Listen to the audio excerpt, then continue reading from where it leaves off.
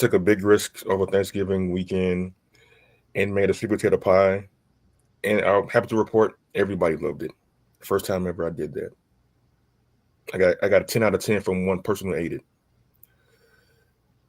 So I'm happy, man. Welcome back to our extravaganza that we call HBCU Sports Live in the middle of the day on Monday. I'm Kendrick. There's Chris, who likes big lots, apparently. Why is that, Chris? Man, I went and got 3 pieces of cookware and an end table for my living room for less than $50. Don't y'all act like y'all too big for big lots. You know you need to save some money these days. You know everything's about to go up with you know who in these tariffs. So you better go hit big lots up, man. Get you stack some stuff. So yeah, I'm very much I'm pleased with my big lots haul from today. Somebody Black Friday sale was good to them. Kim Rashad, how's it going this weekend for you, man? It was tough, wasn't it? What was tough? You know, the Bayou Classic was great again, but not for Grambling, apparently.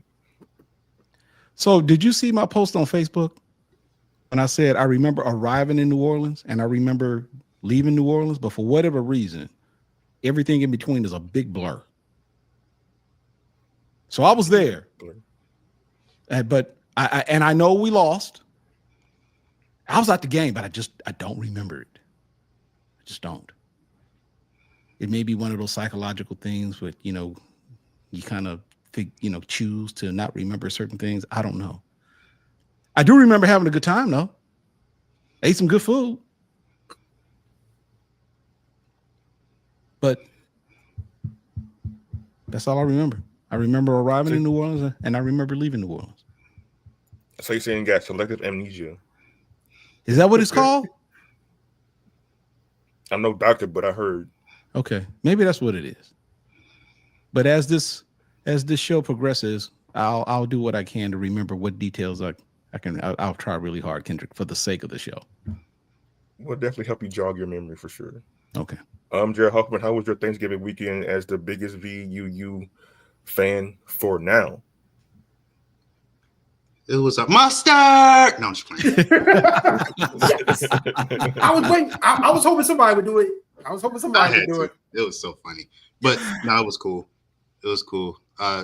We'll get into VUU later. But yeah, I'm a proud CIAA alum today.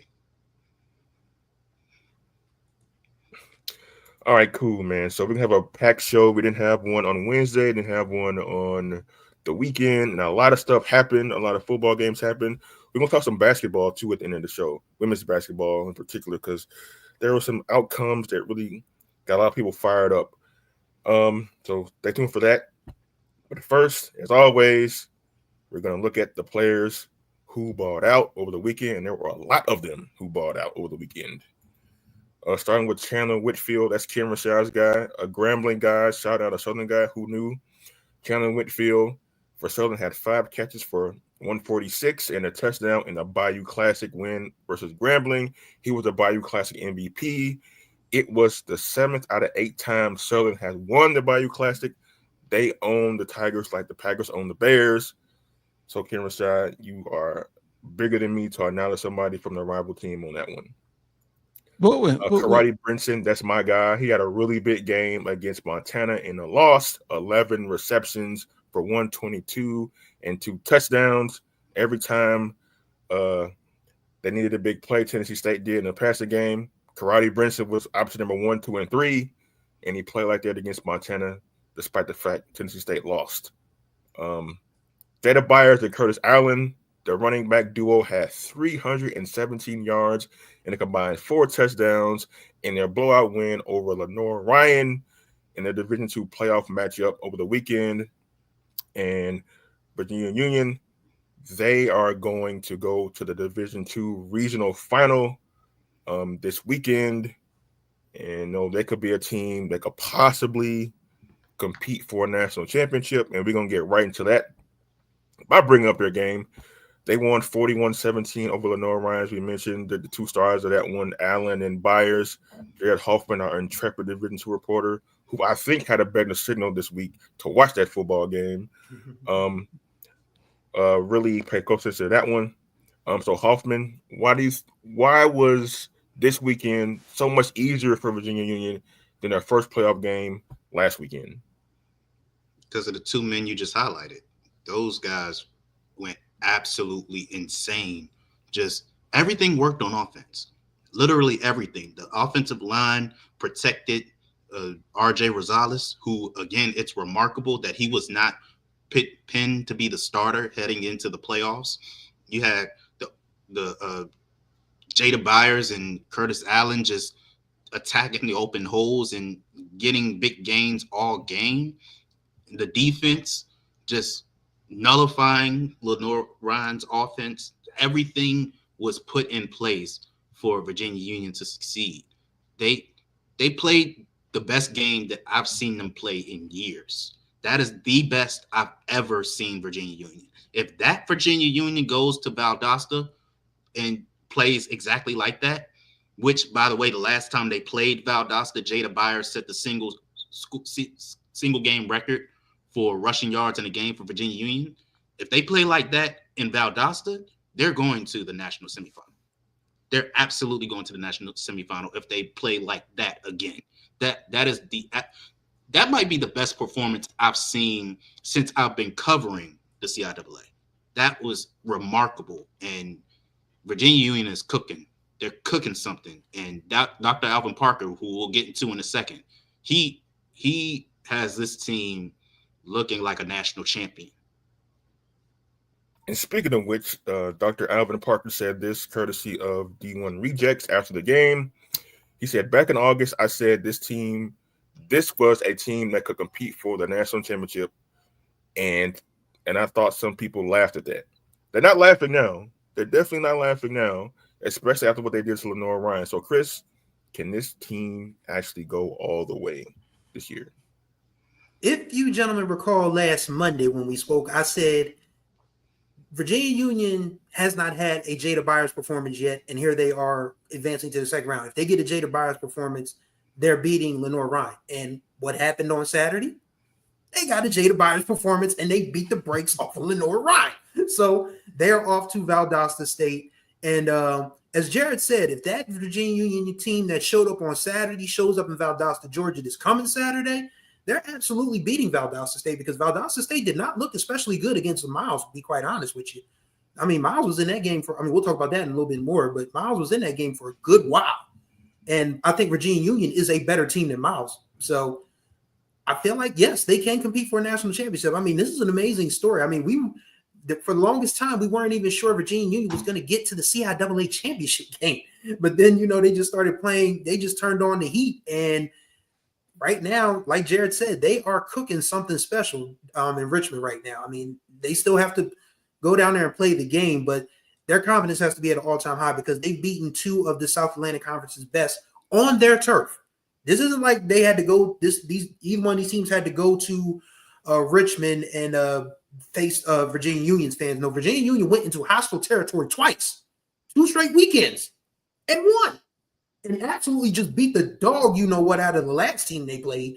So this is a very good. I mean, this is a great football team, and they're showing why they're great right now. So there's no reason for them to fear Valdosta State. So if anything, I'm going to go ahead and make Virginia Union favorite to win that game. So yes, I do believe they can compete for a national championship. Yeah, but I think the thing that needs to be highlighted, even though we're going to talk about Jada Byers and Curtis Allen, and rightfully so, they were incredible. But the biggest difference this year from the past 2 years when they made it to the playoffs is there was no balance within the offense. You looked at 2022, they threw the 2 pick sixes in the first half and went behind early. Last year, the passing game wasn't where it is now. They have the passing game to compete at a high level. RJ Rosales and Mark Wright, before he was taken out of the lineup, those guys were playing efficient football outside of Mark Wright, obviously throwing the 3 interceptions against Virginia State. But he has not, the quarterbacks have not put themselves in a position to blow this game away, to throw the game away. They have done just enough. They've made the right plays to put the team in a position to win. And that is helping out Jada Byers. That is helping out Curtis Allen. The offensive line has assisted, in RJ Vick as well, who also had an incredible game, had over 100 yards in the game and a touchdown.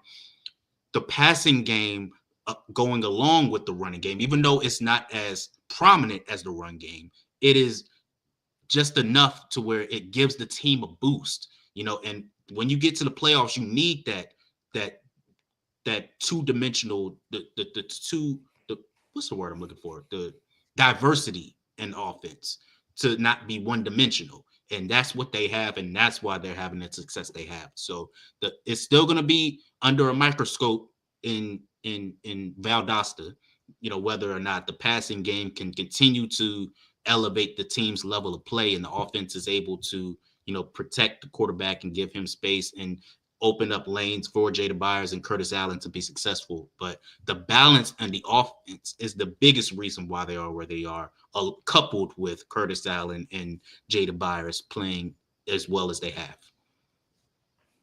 Yeah, so Kendall said, you think Virginia Union can actually win the whole thing based on their first two outings here in the playoffs?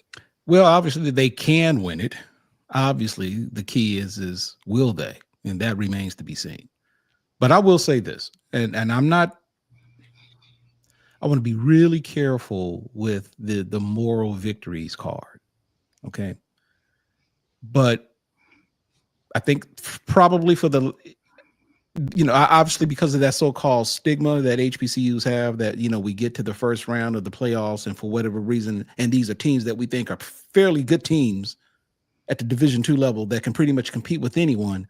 And then all of a sudden they get into the first round, as we saw, I think that was last year, and both teams just get skull drugged. That didn't happen this year.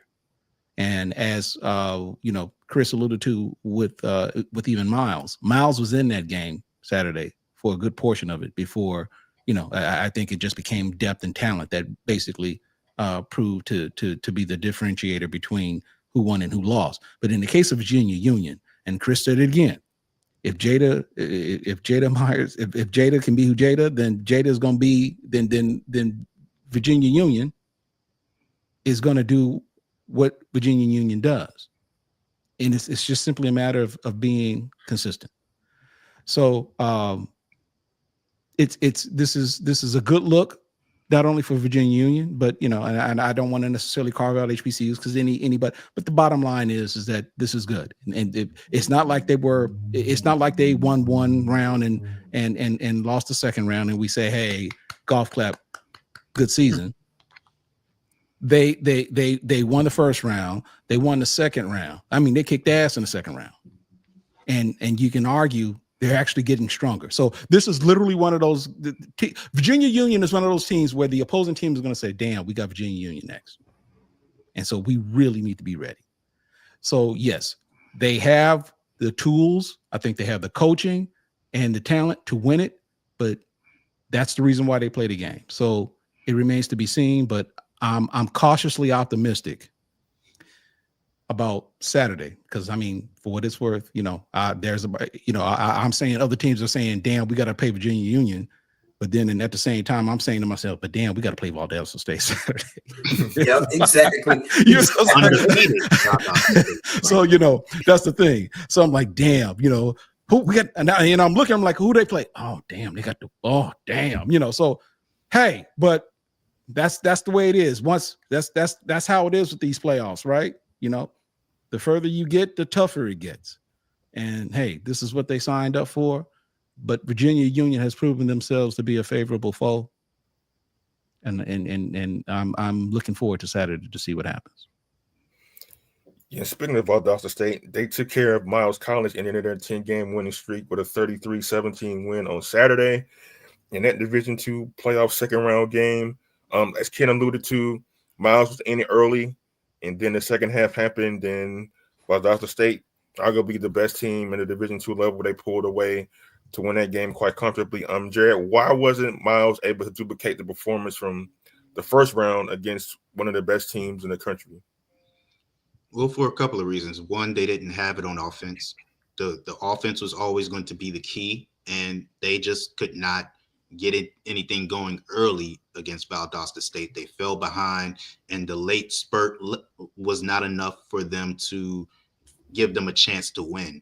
Second, the defense wasn't able to make the impact that it's been able to make all season, forcing turnovers and either getting it into the end zone or giving the offense a short field for them to get into the end zone.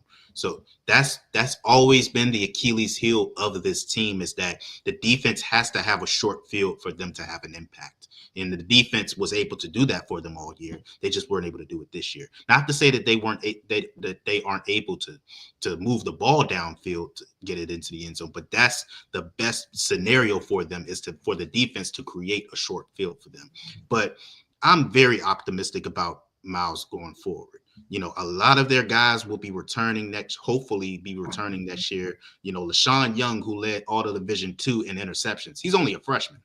Jeremiah Hudson-Davis, who got some big interceptions for them throughout the season, he's only a redshirt sophomore. Javante Abner's only a junior. Cam Ivory's only a junior. Gennaro Scott's only a junior. So a lot of the guys that were a big part of this team, they're coming back next year, hopefully. So if they're able to retain the majority of this team, I'm very optimistic that they can have a run like Virginia Union is on right now. And we could potentially see 2 HBCUs go at it in the regional final next year, Lord willing. But that, as far as what happened in this game, the offense, just could not stack up against Valdosta State. And once they turned it on, it was too late. And the defense, just couldn't generate stops. And that's the reason why they're going home. Yeah, Chris, you kind of agree with that as the game went along, kind of, but the other state kind of wore down Miles. Yeah, that's usually what teams of that caliber do. Valdosta State, teams like that, they have the depth, they have the experience, they have the talent.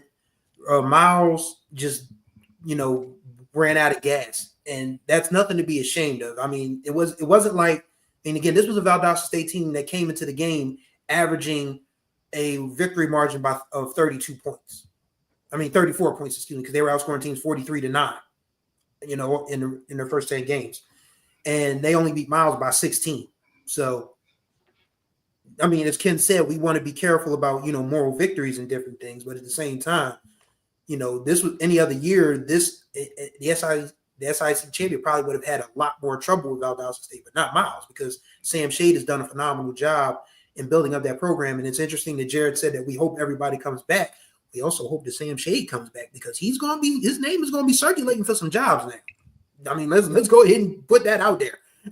We're seeing coaches, the cycle has already begun. There's an opening at Prairie View. There's an opening at Elizabeth City State.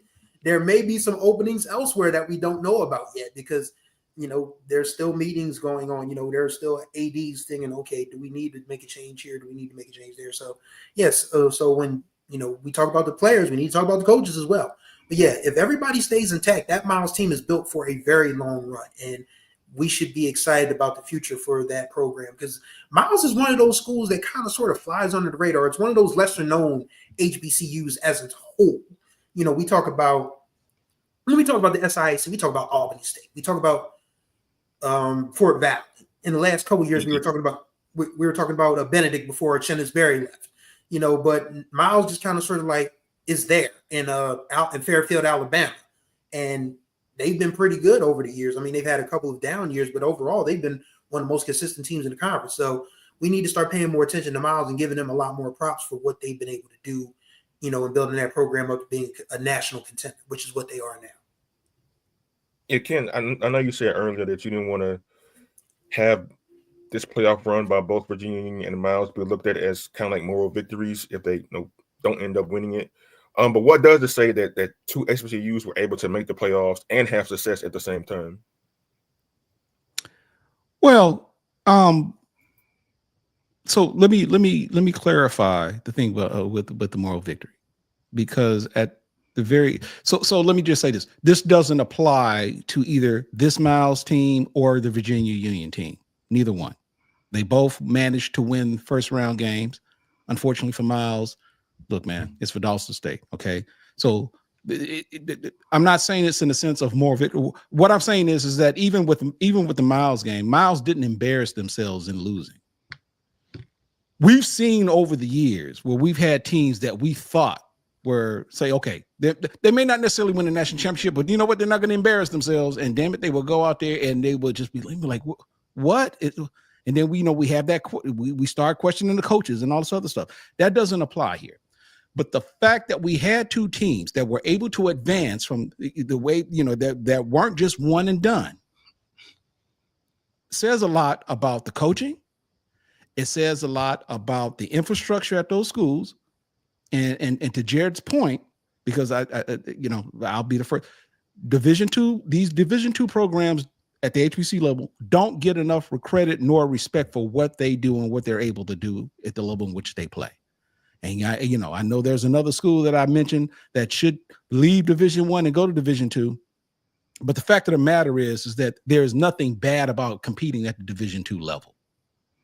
And yet we see these two programs, and we Johnson C. Smith. We saw what they did during the course of the season. And keep in mind, Johnson C. Smith beat Virginia Union earlier this year, if I'm not mistaken. So, I mean, look, man, I mean, we always hear that term parity, but these are, say what you will about Johnson C. Smith, say what you will about Miles, say what you will about Virginia Union. If we can't conclude anything else, at least we all can agree that all three of these programs, especially Miles and Virginia Union, are legit national Division II programs, plain and simple. Yeah, not just real quick. I know that this is kind of off topic, but when you talk about teams that don't get enough credit, we talk about South Carolina State and the culture that they have built and the sustained excellence that they have had, and rightfully so. Albany State has not had a losing season since 2001. And that is not talked about at all. So when we talk about Division II HBCUs that have had histories of, building excellent programs and becoming national contenders, applaud Virginia Union for, their ability to continue to thrive and, win and eventually get over that hump and beat back-to-back CIAA champions. Props to them. Benedict in the 2 years that they did with Chennis Berry. Props to them for what they have done. We seem to be in the now when we talk about the teams that have had success. But when you talk about sustained excellence, there aren't too many teams that have done what Albany State has done. And Mike White, laid the foundation for that team, and they have continued to build from there, no matter who's running the sidelines for them. And when you talk about giving, coverage to Division II HBCUs because it doesn't get as much attention as the SWAC and the MEAC, you got to talk about what Albany State has done and what they could potentially continue to do, because they were also in the running for the SIAC championship race this year. You know what I mean? So when you talk about the SIAC and the unsung heroes that they have had, obviously Tuskegee has had the sustained level of excellence. And even when they've had off years, they've always found their way back into the picture. And I have no doubt they'll do that next year. You talked about Miles, you talk about, all these teams, like, and then even in the CIAA, what Winston-Salem State has done. The fact that they are the last team to make it, the HBCU, to make it to the Division II national championship game, when Connell Maynor was there, that doesn't get talked about enough, that we have had success at the D2 level. We're not just out here just getting blown out every year. We've gotten blown out, don't get me wrong, but we've had teams that have gotten over the hump more often than not. So I'm really on that bandwagon of letting people know that we not only are able to compete at our level, we'll compete at any level against anybody. And you're seeing that now with Virginia Union, and hopefully they continue it going forward. And hopefully Miles is able to keep this team together so they can prove that they have the ability to get back here next year and go further than what they got. Yeah, good stuff, John. I agree with that wholeheartedly. And speaking of a team that's on the rise, despite the outcome of this game, Tennessee State, they lost to Montana late Saturday night. If y'all stayed up like I did, God bless you. That was a really good football game. The score 41-27 might say, well, Tennessee State was outclassed, but those kids fought. They were in the game in the second half. They made it a one-score game at one point in the fourth quarter, had the football with a chance to tie it. Turnovers, special teams mistakes was the difference in this one. Tennessee State definitely going to be a team to be reckoned with under Eddie George. They got some really good talented players. A lot of them are underclassmen, by the way. So fellas, what do we make of this football game and just, how it all unfolded, starting with Chris? I can tell you when the game turned. That pop-up kickoff return on that kickoff at the end of the second quarter. As soon as I seen that thing go up in the air, I said, "Oh no," because I just knew that. I mean, and this is not a knock on Tennessee State, but as soon as that kicker popped that kick up, I said, "Oh no, here we go." And sure enough, they botched it. Montana falls on it. They only get a field goal out of it, so it's 16-3 at the half. But that's one of those plays where if you're Montana, you're saying, "Okay, now we found their weak spot."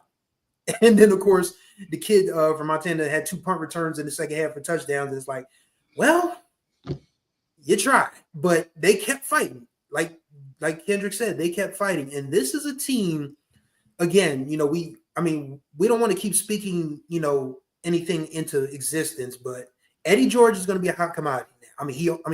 And this is coming from a dude who didn't even want to coach in the first place, but they convinced him to come to coach Tennessee State. And within a few years, he's got this team share of their first conference championship in 25 years and a very good FCS playoff appearance. So if this Tennessee State team can stay together, we're talking about a team that could go just as far as Virginia Union did is doing at the Division II level. They could do it at the FCS level.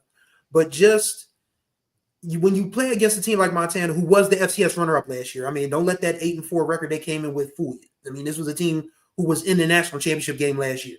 So when you go up against a team like that, you learn what you have to build upon, what you have to sort of model yourself after and still maintain your culture, but you can still pick up something, from the team that you've played against. And you learn that this is why Montana has been to the FCS playoffs 28 times. This is why they've won national championships in the past. This is why they were in the national championship game last year. So this was a learning experience for Tennessee State, and I expect them to come out better, even better than they did this year. Yeah, Eddie George, I can say after the game that it was learning experience. They now know what they need to do in order to be better next season or to get to the level that Montana is at. But Jared, what do you make of the continual decision from Tennessee State to kick to Junior Bergeron? Let me tell you something. And a punt for a touchdown. Oh my gosh. Okay, so they have been playing with fire for so long, kicking to him on the kickoffs. And I'm thinking, at some point, he's going to break for one if you continue to kick it to him. He has the punt return for the touchdown, the first one. And I'm like, okay, kick it away from him from now on. Stop kicking to him. They score again, and then they have to punt again later on in the game when they're starting to make their run. And I'm like, kick it out of bounds. I don't care if you shank it. Kick it out of bounds. Because if you kick it to him again, he is going to score because they had already said on the broadcast he needed one more to tie the what was it, the career record or something like that? A Florida A&M player has that, by the way. And then they kick it to him again. Oh my God. But props to him. He made some incredible plays, but I'm going to actually slightly disagree with Chris. That is when the Avalanche started, when they did the pooch kick. But I felt like as soon as Montana got their run game going, it was over for Tennessee State. Because they could not stop that running back once he got his foot in the ground and he was able to get to the outside. There were so many plays where Tennessee State could not set the edge and keep him from getting to the outside. Once he was able to get to the outside, it was over for them. It didn't matter how much they were able to, how much the offense got cooking. The house was already on fire. There was nothing they could do, but props to Draylon Ellis, props to what's the receiver's name? Karate Brinson. Karate Brinson. We just highlighted him too. Props to him. They played incredible. And there's another Jalal Dean also. He also played very well. So they did the best that they could with what they had. But once Montana got that run game going, the special teams mistakes were a little too much. And I feel like when they were actually stopping the run game early, the offense wasn't able to get anything going, especially in that second quarter. I think they only had a yard in that second quarter.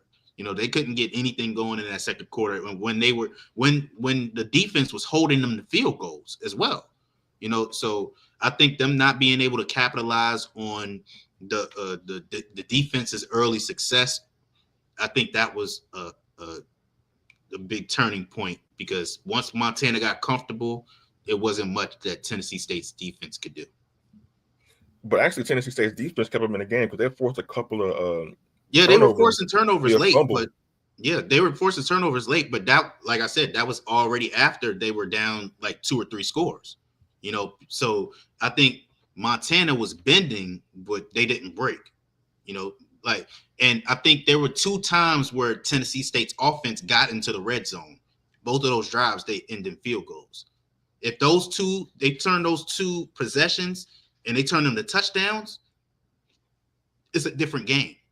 You know what I mean? So I think that them not being able to capitalize early put them behind the 8 ball. Now the defense, like you said, did all they could. They forced the two fumbles. They got an interception, but by that time they were already well behind the 8 ball, and it was going to take a lot more for them to get over the hump. Because you see that the exclamation point was the touchdown at the end, where they had them at 3rd down. And that's what I talk about. They didn't set the edge, because if you stop them right there, it should have been a loss of yards, let alone a touchdown or a 1st down. If they stop them right there, they actually have a chance to go for the game winning touchdown. But like I said, he had already gotten comfortable, and there was nothing that they can do to stop him. Yeah, like that snap over the quarterback's head in the 4th quarter really hurt too, because they lost like 20 yards off that play, and they were driving to tie the game at that point. But like all of the mistakes they made, learning experience, even all the mistakes they did make, they were still in the game. Which brings me to my next question for Kim Rashad in particular.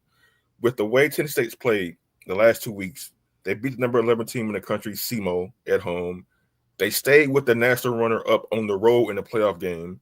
Does this mean that Tennessee State right now is the best black college football team currently?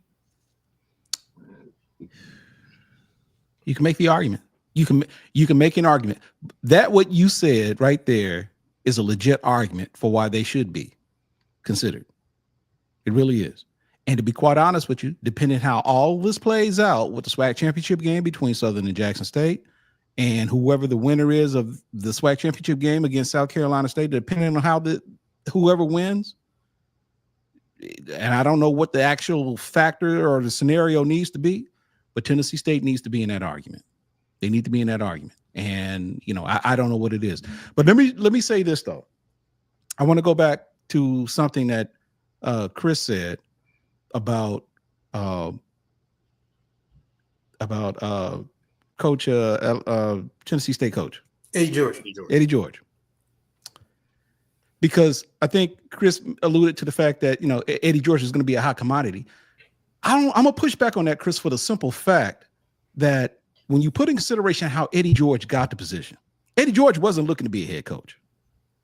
Eddie George was just minding his own business. There in Nashville, look, I'm already a rich man. I'm just looking at my investment portfolio. I'm just counting my bags, man. I'm just taking trips. I'm just listening to old school SWV cuts. Life is good. Right. And then he gets the call. So I guess what I'm saying is that, and then even then he had to say, do I really want to do this? I guess I say all that to say that given what he has done during his tenure at Tennessee State, there's a part of me that thinks, and I don't know, Eddie George, never met him, seems to be a great guy, really personable guy. There's a part of me that thinks Eddie George ain't trying to go no place else, that he is going to be at Tennessee State for as long as they want him there. And as long as he keeps winning, obviously they'll stay. But I just get the feeling that he doesn't seem like the type of person. Look, I was good in Nashville prior to. I can see all of the Ohio State Buckeye games I want to see. Just a hot skip and a jump from Columbus. I can go see the Titans play. I can do whatever. He because he had no desire to get into coaching. Now, granted, he may be in it, and now it might be a new challenge. We never know. But I just get the impression there's something about Eddie George that just simply tells me he's not one of those guys who's just looking to for the next challenge. Something tells me that he is willing to be the head coach of Tennessee State for as long as they allow him to be. Yeah, I would agree with that. Like, because as you mentioned before, Ken, like he wasn't looking to be a coach. He was asked to be a coach. He was like, right. I don't know if I'm ready for this, but like he put in the work to like study Tennessee State, know the program, know the recruiting landscape. And I look back in the offseason when he pulled off almost a big time coup by getting the OC for North Dakota State to commit to that. That showed the credibility he had in college football to be able to get a guy of that caliber. And then like, excuse me, and then like after he left to go somewhere else, still able to rebound, still be able to put together a good offensive staff, and still have a player like Drayden Ellis who performed well, Karate Brinson, who we mentioned, who performed well throughout the season. So you could tell like he really built that program kind of like the right way. Yeah. Even with NIL, even with the transfer portal the way it is, he was still able to overcome all that and still build a really solid program that's not only competing in the OVC Big South, but if it continues on this path, which is linear, they could make some noise in the FCS playoffs down the road if he continues to be there. So like I'm really impressed with the job he's done. You mentioned the transfer portal. They lost the Buck Buchanan Award winner in the transfer portal last offseason. That's true. Mm-hmm. And they were still amongst the top in sacks in the FCS.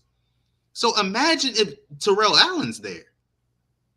Like the fact that he was able to do this and you lose your best defensive player, that just shines a light on how incredible of a job he's done. Because we talk about next man up all the time. Replacing 28 and a half tackles for loss and 14 and a half sacks and 5 forced fumbles from your defense is not easy. And he did it seemingly with ease by numbers.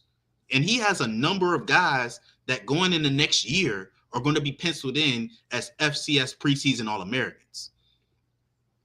That to me lets me know how great of a job he's done with Tennessee State, and that they are for sure a team that will once again win a game in the FCS playoffs, being the last team HBCU that won in the FCS, won a game in the FCS playoffs. I was thinking during that game, like we had to pull that out. Maybe we need to rethink about who might be the best black college football coach, because to go on the road and win a game like that. Eddie George is in this, I think. Oh yeah, without question. Yeah, it's interesting because a colleague of mine DM'd me on the Musty app. I don't even know why I still check it, but he said if Tennessee State gets a Coastal Athletic Association team in the playoffs, they're advancing to the next round. And repeat that again. Say what? If what? If Tennessee State does what? If Tennessee State faced a Coastal Athletic Association team in the first round, they would have won. Oh, I see. Okay. That was his reasoning. And I'm like, I can't argue with that because the Coastal don't. I mean, there's nothing about them that says, but they went to Montana and they acquitted themselves very nicely. I mean, yeah, they made some mistakes, but still, they were in that game for a lot longer than anyone else anticipated them being in that game. So they deserve a ton of credit. And I want to put this shout out to M. Ford real quick because Ken mentioned SWV, and this is what Mr. Ford said about Eddie George. Weak. That's what I laughed at earlier. Well done, sir. Well done. But yes, and now we got the folks in the chat saying, Spence asks, in order to be the best, you have to beat the best. What HBCUs did Tennessee State beat?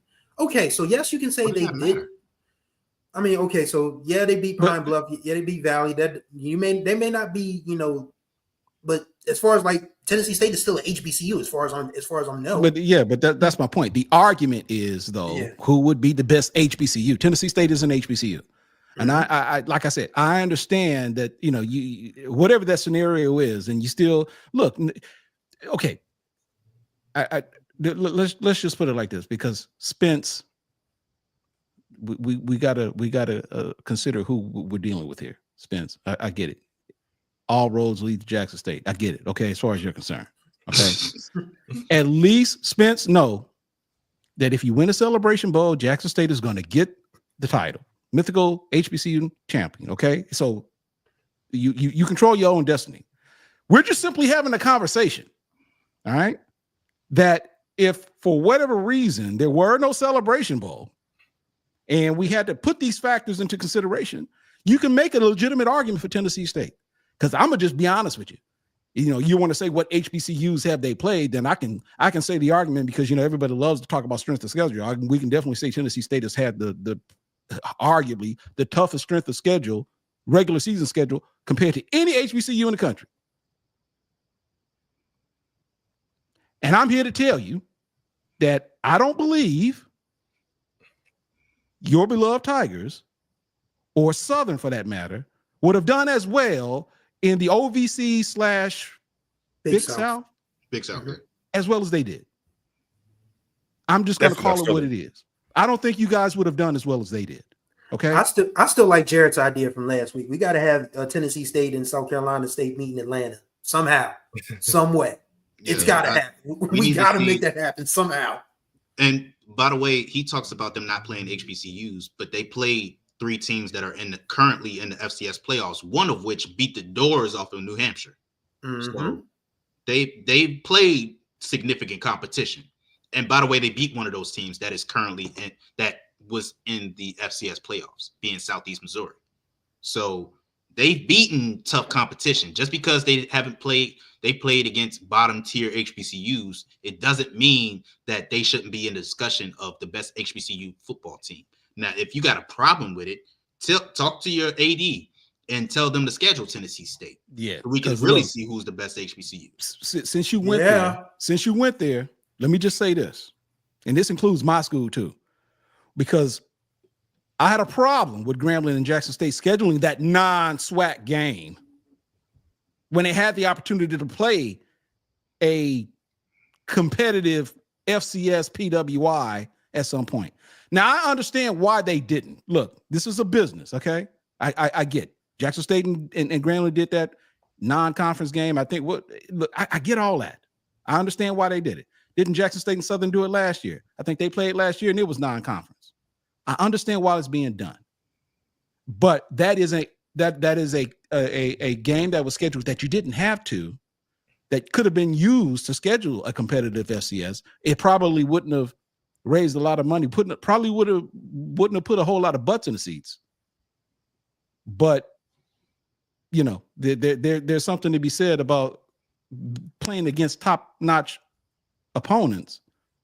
But we'll never know because look, we got to do what's best for our respective programs. I get all that, but I'm just simply saying, Jackson State could have easily scheduled, I don't know, Jacksonville State. Well, I don't know if Jacksonville State, but what they D1, whatever. So many damn teams went up now. But anyway, you could have scheduled somebody else out of the OVC or Big South, and use that to play as a so-called test. But you didn't do that. So I'm just simply saying, man, the opportunities are there for us to play against these other teams. We just don't. I understand why we don't do it, but I'm just simply saying that, if you schedule those type of teams and you can win, then you can have your cake and eat it too. Mm-hmm. I mean, like to schedule those types of games, like it's got to be beneficial financially. So right. I get it. That's why I said I understand why Grambling and Jackson State played against each other earlier this year, which was a non-conference game. I completely understand the reasons why. But then when we don't take those open dates to play against, obviously, we'll play a mid-major FBS team or whatever the case may be, because an FCS team won't necessarily give you the type of draw that you're looking for. That's the trade-off, I guess is what I'm saying. That's the trade-off. Yeah. That was going to be trade-offs at the end of the day. But this fun discussion that we had, Tennessee State definitely had a really good season. The expectations are now raised now for them. They should be a playoff team from this day forward. So Eddie George mentioned like he knows what it takes to get to the playoffs now. He's pretty sure going to work his way to get up there, despite the fact that his Ohio State Buckeyes took one on the chin on Saturday. Ooh. Yeah. Why you got to plant a flag in this discussion like that? How you going to plant a flag? How can you plant a flag? Wait a minute. How can you put a flag on AstroTurf? You know what? Right. Well, no. Okay. You know what? So since we're going to detour about that game real quick, did you guys see the post-game comments that Michigan guy made? You got 40 minutes to you got 60 minutes to play, and you can fight and prove yourself during the course of the game. I'm like, dude, you planted a flag, or you attempted to plant a flag, and I just don't understand the need to fight. I'm like, come on, man, you just gonna conveniently overlook the fact that. But I also agree with him, though. You do have 60 minutes to stop us. I get it, but the fight doesn't happen if you don't try to plant a flag on the. Look, this is Michigan State, Ohio. I mean, this is Michigan, Ohio State. Come on, man. And y'all know the NCAA is going to crack down on this in the offseason. Oh yeah, that's going to be eliminated. Yeah, probably Arizona tomorrow. State did it with Arizona. Yeah. North Carolina State did it to North Carolina. Nobody cared though about that one. People been listening to Kendrick too much, man. Not Kendrick Marshall, but Kendrick Lamar. There's been a whole bunch of squabbling up all over the place these days. Man. The only thing I take from that is a lot of home teams lost on Saturday. Oh yeah. Yep. Mm-hmm. That's all I take from that, because there's a lot of flag planting. You're not gonna flag plant on your own stadium. So, but that's PWI stuff. Yeah. Don't care about them. No. Yeah. So speaking of planting a flag, Really? Southern University Jaguars once again won the Bayou Classic. They beat up on poor old Grambling State University in the Superdome again. For the 7th time out of the last 8 meetings. It was not 7 times out of it. It was the 6 out of the last 7. Get it right. Whatever it is. Whatever it is. Y'all ain't won in a minute, so I'll keep it at that. But so this Bayou Classic wasn't as interesting as the others have. I guess because Southern already clinched the SWAC West. And they knew they were going to play for the championship this weekend. But Ken Rashad, your Tigers, why have they struggled so much against Southern these last decade and a half? Okay. Let me tell you what I told my wife and son as we were leaving Caesars Superdome after the loss to Southern again. You know what I said? I said, I bet you Hugh Jackson somewhere laughing his ass off.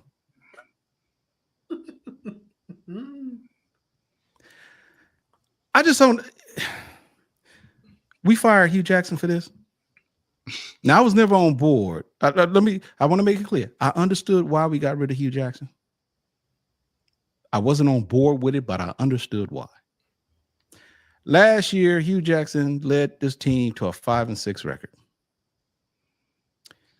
In Mickey Joseph's first year, we finished the season 5-7. It's a goddamn race to the bottom. It's a race to the bottom. I also understand why he only got a 2-year coaching contract. Couple of things that stick out to me about that game. And this has been consistently problematic all during the course of the season, but this was probably the worst. I need to double check this. Grambling had 15 penalties. 15 penalties for 130 yards. You can't win a game like that, man. And here you are, the very last game, and you mean it, as I've said before, a team is, in theory, you progressively get better as the season progresses. But in this particular instance, this team progressively got worse. And at some point, when you start looking at the constant penalties, constantly, you call in plays in every single damn play. I think there were 2 or 3 times this team was delay of games, or they call in timeouts because you can't even get plays in. And it's always down to the second or the final 1 or 2 or 3 seconds before you can finally, because you're having problems trying to get the plays in. That's a problem. And at some point, you can't blame. Where is that? That's the sun. Hold on. I noticed that a minute ago. I was like, it's a lower degree shot. That's what it was. Okay. I was wondering where the God is shining on me, shining his light on me. Okay. Turn on your light from heaven. Okay. So anyway, Where was I? Oh, yeah. So problematic getting in plays. At some point, you can't, because the one constant, and I've heard the folks, hell the grand, no, oh, hell, no, come on, man. Look, no, no. Anyway, that's the last white man you want to hire anywhere to be a football coach or anything. That's just really, you've just thrown me off. Okay.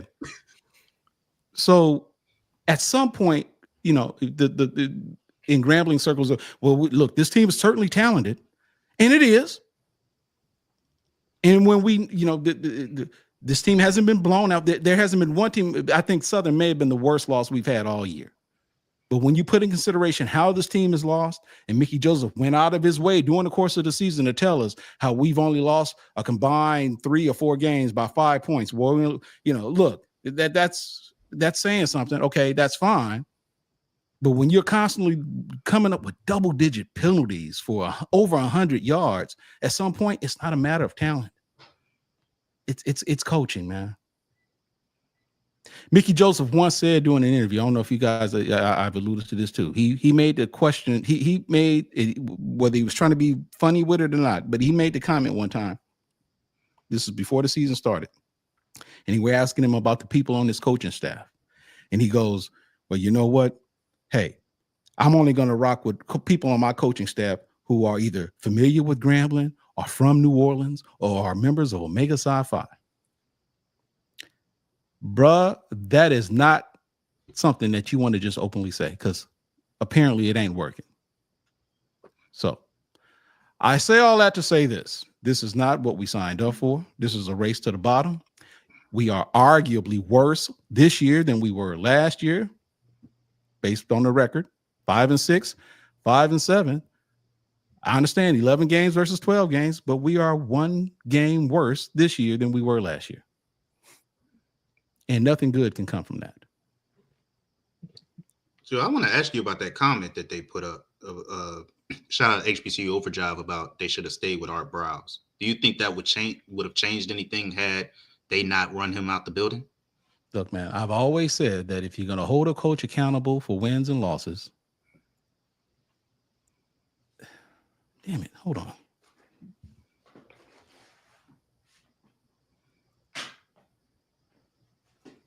Shine, what's up, man? We're live streaming. This is live TV. Okay. Anyway, if you're going to hold a coach accountable for wins and losses, then you ought to let the coach hire whoever he feels is going to put him in the best position to win. Grambling didn't do that because, and it is because of that reason. I told folks during season 1 of the Hugh Jackson era, I said, whatever happens this season, you cannot hold Hugh Jackson accountable for it because he wasn't allowed to bring in the people who he thought would have put him in the best position to win. I stand by that.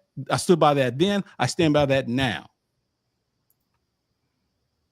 So I said, as far as I'm concerned, this year is a wash, and it was a horrible season.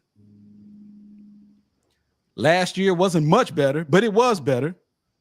And I'm thinking, okay, he'll get another year to right the ship. It didn't happen. So we don't know what's going to happen. Transfer portal being what it is. Like I said, talent wasn't the issue. The SWAC there was, and I say this respectfully to Southern folks, but look, man, it was dog eat dog. And Southern happened to, make the plays that put them in a position to win. And so they're competing for a SWAC championship right now. But the SWAC West wasn't, look, man, it wasn't that strong. If we're just going to be honest, it wasn't. And, so here we are. A lot of people Art Browse probably would have made a difference, but, that has nothing to do with this year. Mm-hmm. Yeah, Ken, a lot of people in the chat are blaming the failures of Grambling on Eric Dooley being offensive coordinator. You agree with that? Man, I'm not going to put it all on Eric Dooley. I'm not. Now, you look at the season, there have been, look, let me just say this. Eric Dooley isn't responsible for the comebacks that Alabama A&M had. Eric Dooley isn't responsible for the comeback that Bethune-Cookman had. Eric Dooley isn't responsible for the comeback that Alabama State almost had, but unfortunately couldn't make a field goal, which would have won that game for them had they made it. Those things can't be blamed on Eric Dooley. Everybody, all of the coaches have some level of responsibility or blame. But ultimately, this is all goes to Mickey Joseph. I'm not going to put this all on Eric Dooley. I'm not. Because if you got a 2-touchdown lead and you've got less than I mean, look, if you can't put it all on him. I'm not saying he was perfect because he wasn't. And I've been critical of Eric Dooley for that Bethune-Cookman game as well in this play calling. But the bottom line is that they had a 2-touchdown lead. And you gave it up. So everybody has a role to play. This ain't just on Eric Dooley. Yeah. A lot of people are saying, well, maybe they should have gave Hugh Jackson a year or two to right the ship. But I've advocated for Grambling to make that move to not retain Hugh Jackson because his third years always end up terrible. The third year he was in Cleveland, they didn't win the game. Really? I mean, like, you think Grambling is positioned to hire the best coach possible, consider their pedigree and their history, but it seems like they just are in the same position they were maybe 15, 20 years ago in terms of talent to maybe overcome maybe some coaching deficiencies. So if it's with Mickey Joseph or somebody else, like, they have to be able to recruit better than they have so far. I know you mentioned the penalties, Ken. I know you mentioned some other things that happened, but like, they got to recruit better because who's got to recruit better? Grambling. This team, but Kendrick, I'm trying to tell you, man. Talent wasn't. I say recruiting because, like, it's no way that with the state of the SWAC West, what it has been the last couple of seasons, they should not win the SWAC West. But okay, but again, the very thing that you say is problematic is the very thing I'm telling you. Okay, I had a conversation with a SWAC, not a SWAC administrator, but a Grambling administrator. I'm not going to call that person's name. And that person said something to me that I thought was pretty damn profound. When you look at how close the margin of victory or how Grambling lost in terms of how close those games were, they are emblematic of just how close Grambling was to winning those games. But when you see how consistent those losses were and how close they were, it's also emblematic of just how far Grambling has to go. Isn't that a talent issue to have that far? No, it ain't. Look, man, it is not. Look, we just all agreed that it wasn't difficult to win the SWAC West. We just all agreed with that. 5 overtimes to Prairie View. You lose by 2 points. Who fired their coach? Okay, that's fine. That's them. But what I'm saying is look at how all of these games turned out. You know, lost to Texas Southern. Lost Prairie View. But what I'm saying is, but look at the margin of victories. I'm not talking about teams, but I'm talking about the margin of victories in which those games were lost and how they were lost. So it's not talent. I'm just telling you now, it's the coaches. The talent hasn't been. Say what you will about Miles Crawley. This wasn't the season that we thought he had, but a lot of that was played. He was injured, but those games, a lot of those games were winnable, guys. Those games were winnable. It's not talent. It's the damn coaches. And so, you guys heard me say, a lot of folks say we need to stop hiring all these recycled coaches. No, you don't. You just need to stop hiring bad recycled coaches. It's the bad ones who are available, though. Huh? It's the bad ones that are available for a reason. So here is where you need to start asking when these coaches, these coaches, when you start looking at these new coaches, the coaches are going to ask, okay, well, I know how much it's going to take to pay me, but how much is my coaching pool going to be? Because good coaches don't come cheap. They don't. So you're going to probably have to overpay me because you can't pay me more for my coaching pool. And that means I got headaches. That's more work for me to do. I got to hire coaches who are either maybe not quite ready. They've got a strong upside, but they haven't proven much at this point, given where they are in their career. Or we're going to have to settle somebody who probably couldn't coach his way out of a brown paper bag, but he knows this HBCU stuff. Ask Delaware State how that's sorted. I'm just saying. So I'm saying it's you got to balance that. Those things matter. Defensive SWAC Player of the Year. I mean, look, who may not be there next year, but I'm just saying. We gotta. It is not talent. It is not talent.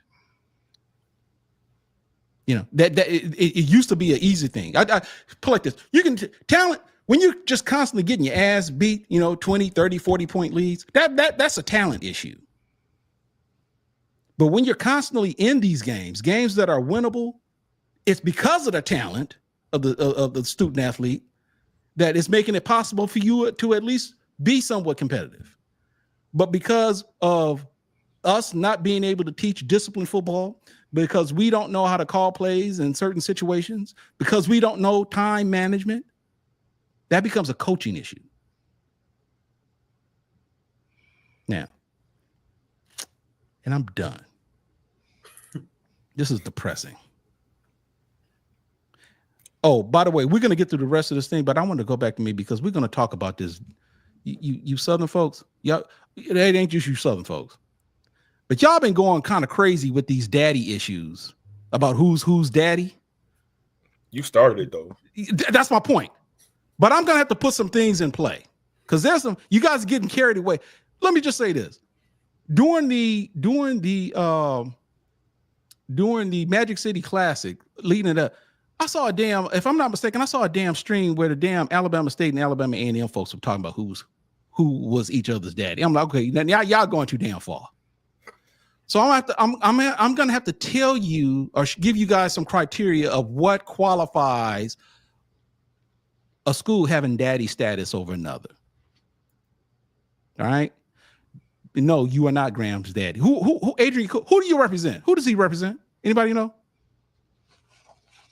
I think Southern. What set you rep, Adrian? He's Southern. Let me just say this. No, you are not Graham's daddy.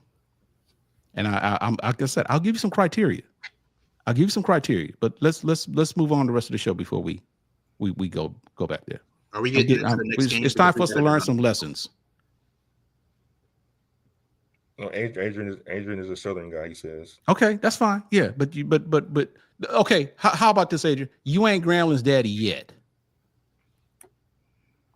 Now, are we getting into the next game because we got to develop? Yes, I said let's get through this. We got a developing story. Yeah. So, FAMU ended their season with a win. They beat Alabama A&M in a makeup game that was pushed back because of a series of hurricanes that took place this spring. The backdrop of this game was played under very somber circumstances related to the death of Alabama A&M football player Medric Bernett, who was confirmed to have passed away on Friday by an Alabama coroner's office. This story is unusual because on Wednesday, Alabama A&M came out with a series of statements offering their condolences and made announcements that Burnett had passed away.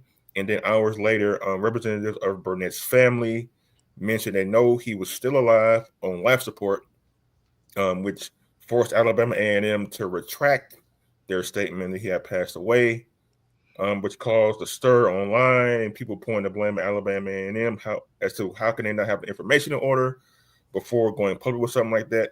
And then on Friday, it was confirmed that yes, Medric had passed away, and the coroner had mentioned that his time and date of death was actually on Wednesday at around 5:30ish in the evening, which kind of aligns with the original reporting that he had passed away on Wednesday. So the game is kind of immaterial in all this, but fellas, what do we think of these unusual circumstances regarding Medric's, the announcement of Medric's death, and kind of like how everything was handled, starting with Chris? Family.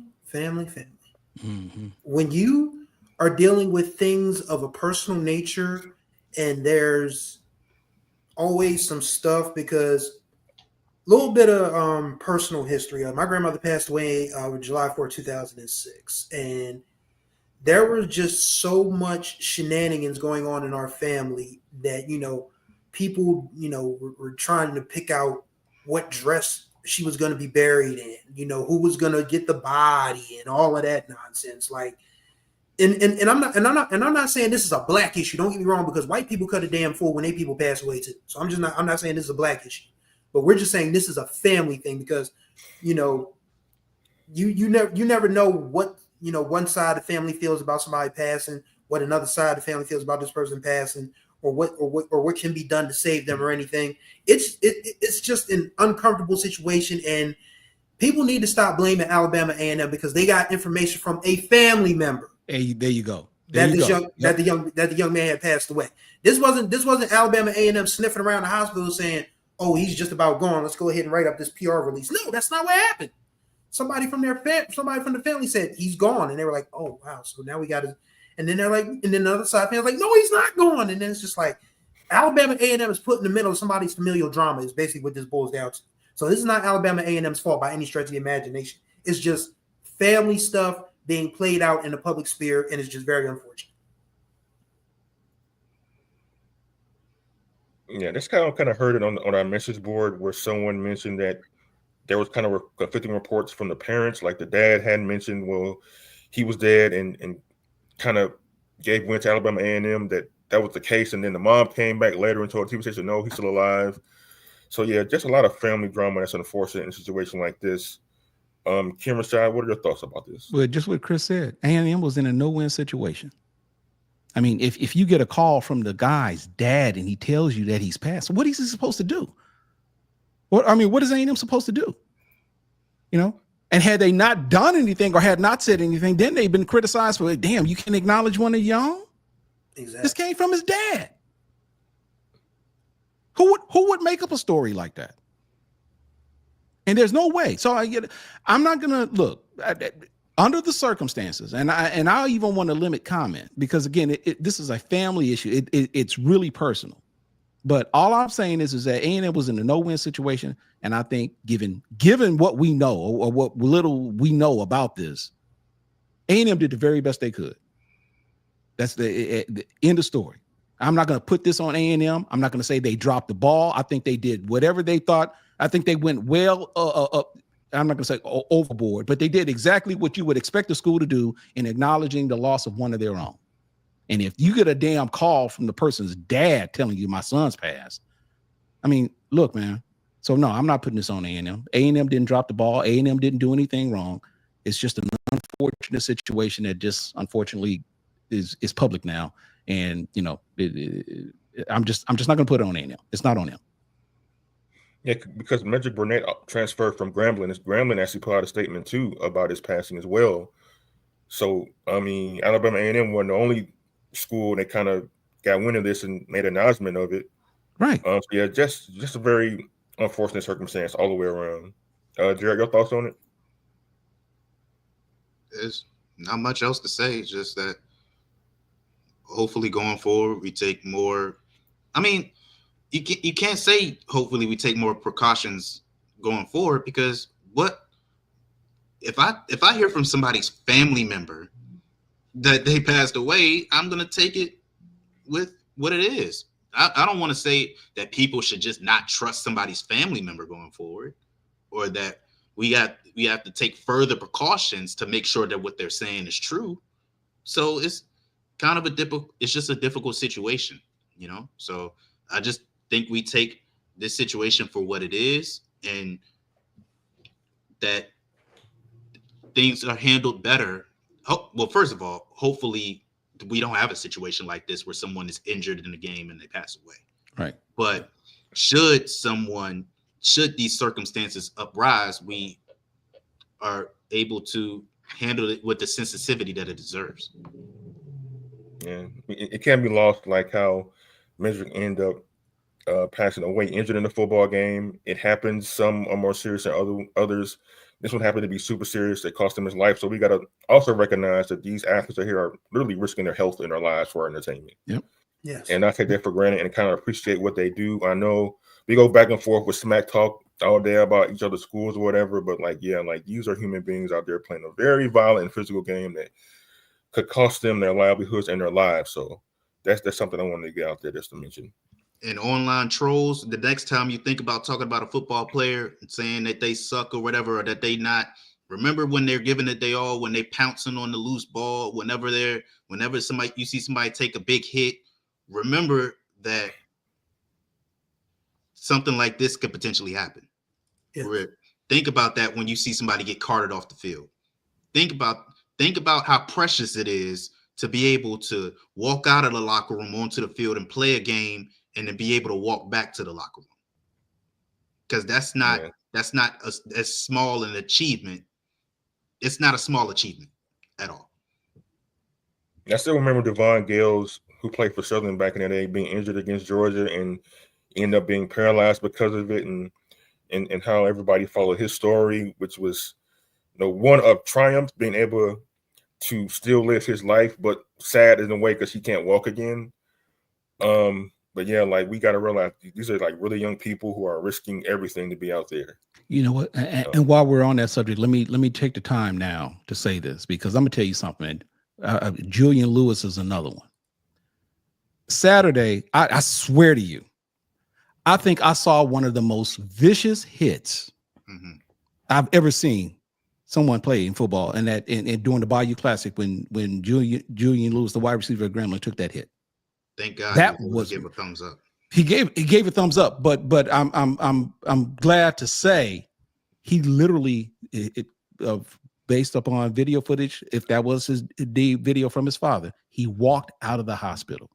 He walked out of the hospital, and that was ugly. I mean, I was in the load section, and I heard that hit all the way where I was. I heard it. And when you saw the after effects of what, the hands being still, I'm like, man, he is not moving. So it is a vicious sport. And no, I know people were booing. I don't think that Southern player did that on purpose. That dude, it's a bang bang play. But that's just the fact that he was able to walk out of the hospital, is in and of itself is a blessing, man. So just like you said, Jared, when these players, man, are going, fumble recovery and all the other stuff that happens, man, just it's a vicious sport, man. It's a beautiful sport, and we love to watch it. But all of this talk just reminded me of that. That was a Grambling player who didn't have to, from my understanding, didn't have to undergo any surgery, but literally walked out of the hospital on his own. We're all thankful they was able to, because these games are rough. Guys moving very fast, very quick, with a lot of force. These things happen, but I'm glad he was able to walk out the hospital and be in one piece. That's for sure. Moving on to our next topic, not easy thing to do after that discussion. The SWAC came out with its awards today. T.C. Taylor for Jackson State took home SWAC Coach of the Year. Irv Mulligan, he was named SWAC Offensive Player of the Year. Co-Defensive Player of the Year was Kelby Gibbons for Southern, and Andrew Jones, linebacker for Grambling State. Newcomer of the Year, Daniel Richardson, quarterback for FAMU, and Freshman of the Year, Travis Terrell Jr., running back for JSU. What do we make of these selections, fellas? T.C. Taylor, obviously deservedly so, led Jackson State to the SWAC East title, undefeated in the SWAC East. Irv Mulligan led the conference in rushing yards. Kelby Gibbons for the Buck Buchanan Award, one of the best defensive players in the country. Daniel Richardson, who was preseason, because he wasn't preseason, he was one of the sleepers for preseason SWAC Player of the Year, ended up being Newcomer of the Year, and Travis Terrell came on the scene with JSU, doing it on offense for the Tigers. So, fellas, what do we make of these awards, starting with Kim Rashad? Well, I mean, TC being Coach of the Year is a no-brainer. And I'm not trying to be funny by saying this, but, after the loss to Grambling, and when you put in consideration what he did since that time, I think, if I'm not mistaken, I think every single game played after that was double-digit wins, if I'm not mistaken. And they literally just got better each and every week. So T.C. Taylor being Coach of the Year, not surprising. Irv Mulligan, Offensive Player of the Year, that ain't surprising.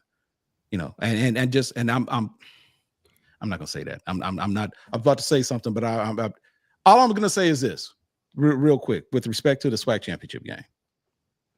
I hope the best team goes to the Celebration Bowl. I really do. I'm sick of losing the damn Celebration Bowl to the MEAC. I really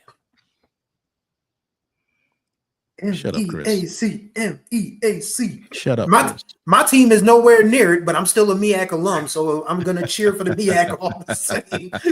I'm sick of losing to the MEAC at the Celebration Bowl. That's all I'm going to say. I hope the best team wins and goes to the Celebration Bowl, okay?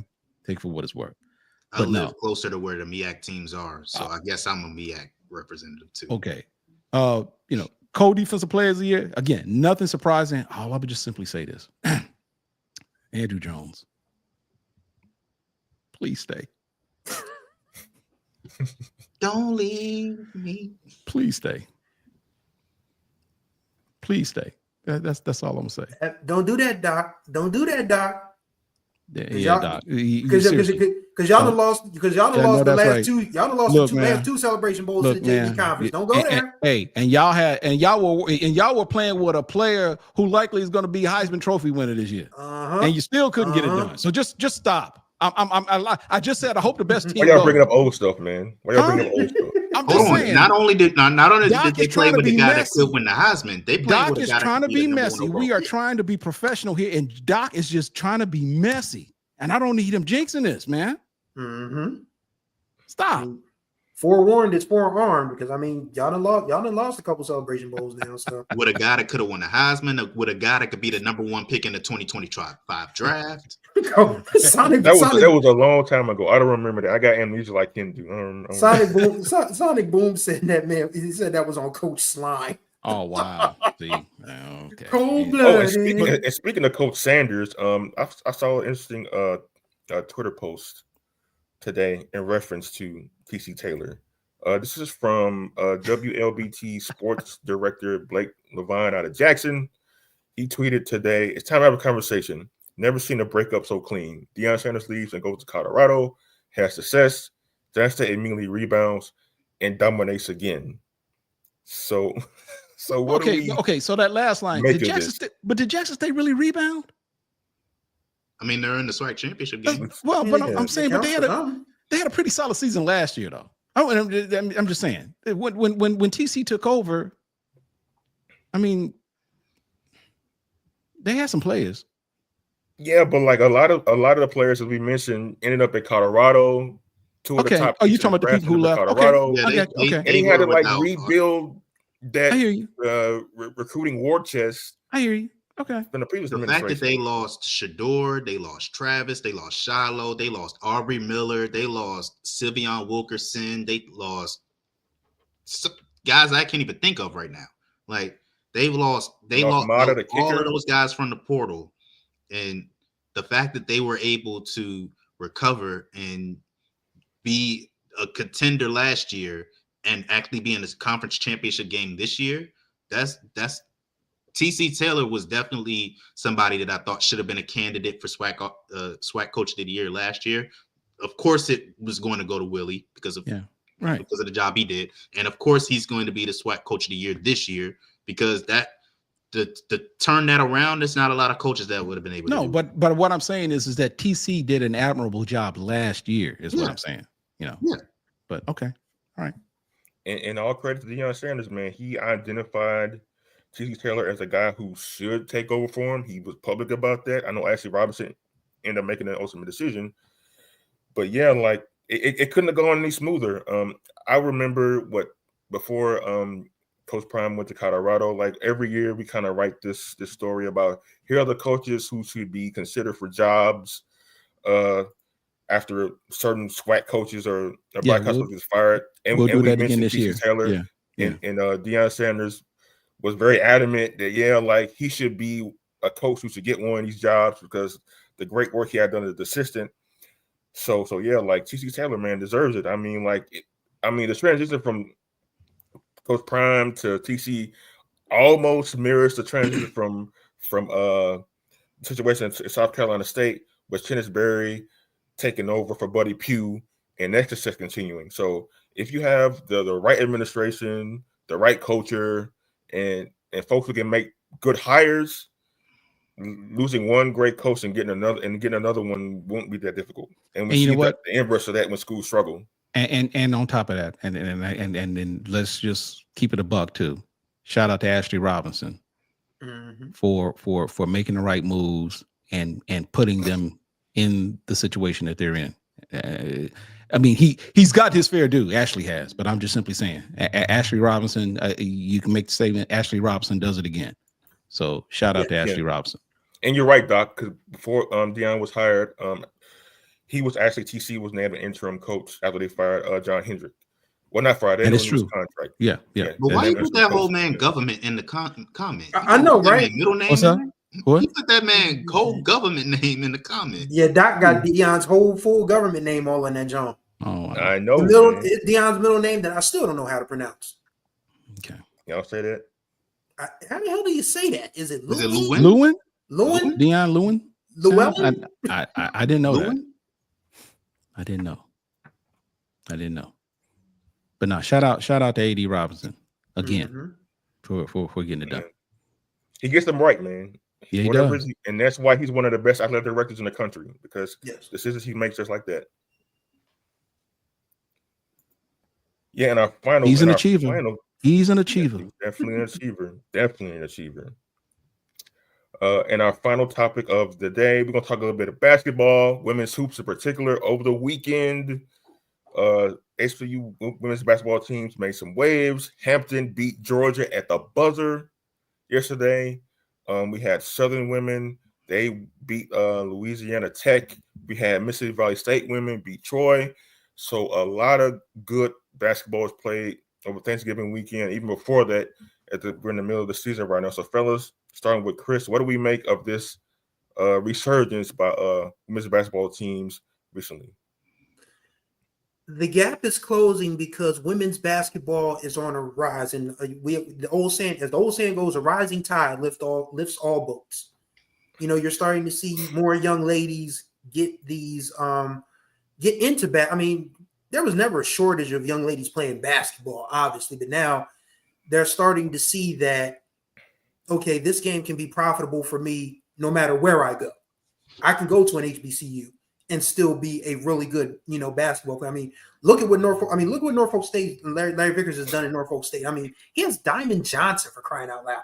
The woman who was the 6th player of the year in the ACC, and right now she's on one of those short lists for, All-American. Her teammate, Mimi Wheeler, another great player.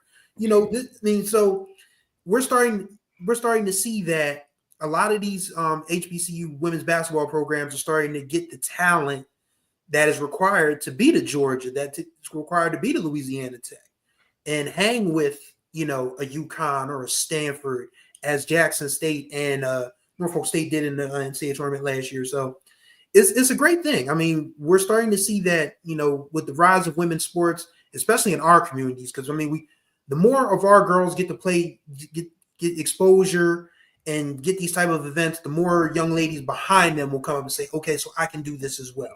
So it's just going to be one of those trickle down effects that actually works. Like, we're going to see a lot more Black girls playing sports at HBCUs, and that means the HBCU competition is going to increase, and they're going to do better against PWIs. So Hampton winning at the buzzer, North Carolina A&T making it to the WNIT semifinals last year, mind you. And of course, Southern beating Louisiana Tech. Louisiana Tech, who was the very first NCAA women's basketball champion in 1982. And just for the record, who did they beat to get to that honor? I believe that would be Cheney. Yes, sir. And HBCU. So everything comes full circle. We run this. Black people, we are the originators of just about everything in this world. So I'm very much, it's a good look. I mean, shout out to my mama in the chat. Her team, that was her team that won. Yeah. Go on, Miss Kathy. That's right. Yes, go ma'am. on, Miss Kathy. Second weekend row, somebody mama chimed in. That's good, man. Another mom's out there watching. Rock the blue and white. Rock the blue and white. Go ahead. Yeah. All right. So yes. But yes. You know what? I do want to comment, because this was I'm going to be respectful. I'm just going to call it just a foolish comment that was made. I think it'd be the best way to say it. A very foolish comment that was made when we promoted this story on Facebook, and someone had the audacity. when we indicated, the headline was Hampton women's hoops upsets SEC school. Here's how historic it was. And this Negro had the audacity to say, do that in football, then I will be impressed. What? This is almost the standard now for HBCU programs at this point. No, it's not. No, it's not. You see, this is what I try to tell folks about trying to be profound. Yes. Because what ends up happening is you end up sounding profoundly stupid, profoundly ignorant. Stop being profound. Because there is no validity to what you said. This is not the standard. This doesn't happen every day. And when it does happen, it is significant and it's worth reporting and it's worth us discussing it. So stop with that BS. Yeah, like that's idiotic. Yes, have our HBCUs beaten Power 5, Power 4 teams before? Yes. It has happened. Grambling's men beat Colorado a couple of years ago. Norfolk State earlier this season beat, who was it? One of them teams. I think it was Missouri.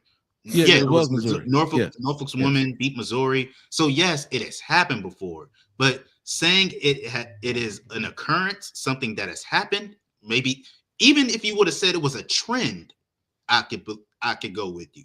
But saying it is the standard, we haven't even had anybody that has advanced past the first round of the NCAA tournament since Cheney won and made it to the national championship game.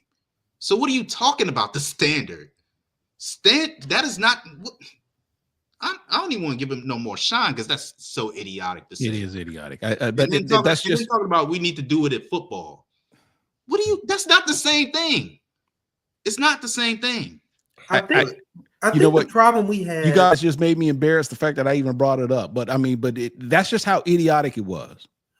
I think the problem with respect to what we do is that anybody, number one, they think they can do it because we've seen people from different outlets, try to sneak diss and throw shade when if you had to, if you put them in a room and tell them to write a lead, they would be lost for about 3 or 4 hours. And then, you have people who are just stands, without any real, comprehension skills, trying to downplay what we do and what we report on. The internet has given these idiots a voice. And I really just want you all to shut the front door. And that's the clean way of what I'm going to say here. Yeah. Because a lot of y'all do not, you're dealing with about, I ain't going to put Ken's age out there. I mean, between all of us, you're dealing with about a century's worth of journalism experience right about now.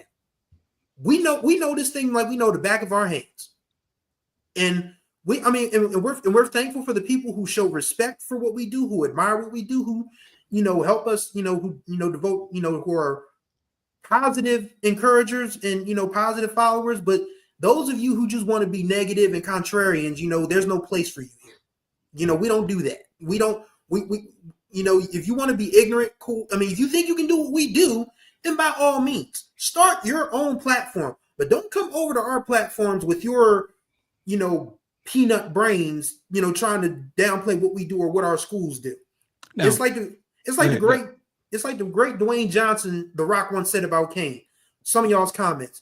If you put his brain in the parakeet, zing, fly backwards. That's how some of y'all talk whenever we talk HBCU sports. So I just want y'all to just stop, just trying to, get the hot takes off of the moment and stop, trying to, be contrarian just for the sake of, making yourselves feel good. Because like Ken said, you're just being profoundly ignorant. And that's all I got.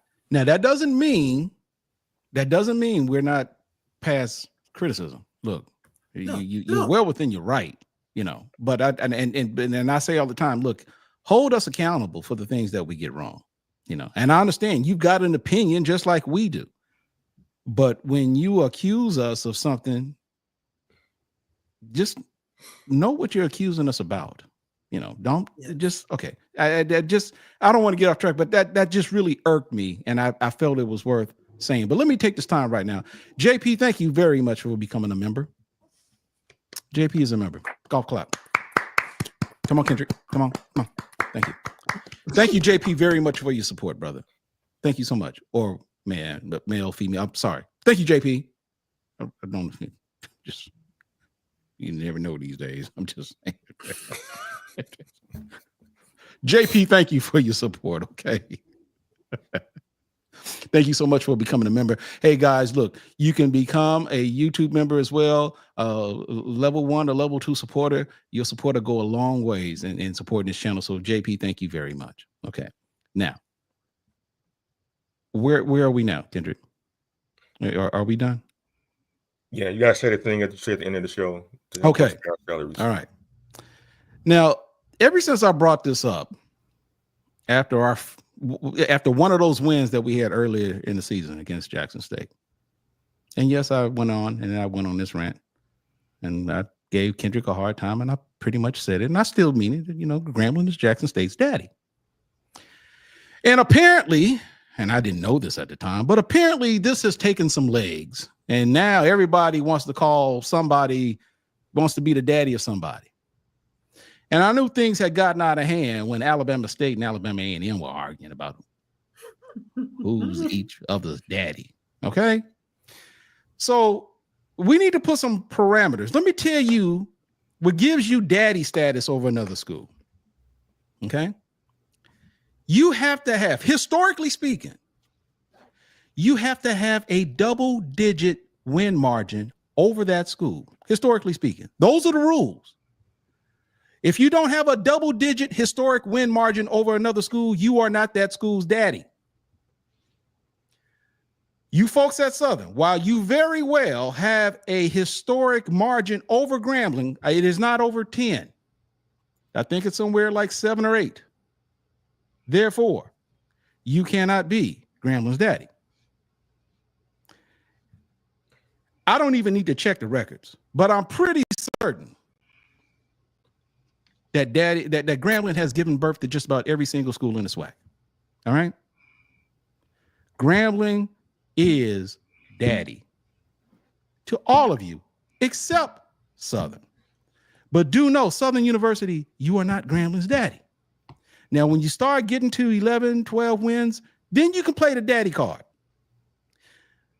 But you will never get a double-digit lead over the greatest school in the history of the universe. Okay? So when you start talking about who's daddy or whatever the case may be, do some research. And if you have at least a 10-year win margin of victory, historically speaking, over the school that you're going to compete or you've competed against, congratulations. You are that school's daddy. But until that time happens, you're not that school's daddy. In the case of Jackson State, you can probably beat us 10 years in a row, and you will not be Grambling's daddy. Okay? Grambling's going to still be your daddy. You might have an incredible win streak, but it's going to be a long time before none of us will be on this earth by the time if you ever become Grambling's daddy. Okay? So what was that comment? Let me see that. What was the comment? Pull it up. I guess you guys are behind on child support because y'all are not looking good right now. Well, who's making the comment? What school what set you from, cuz? Blood? What set you from?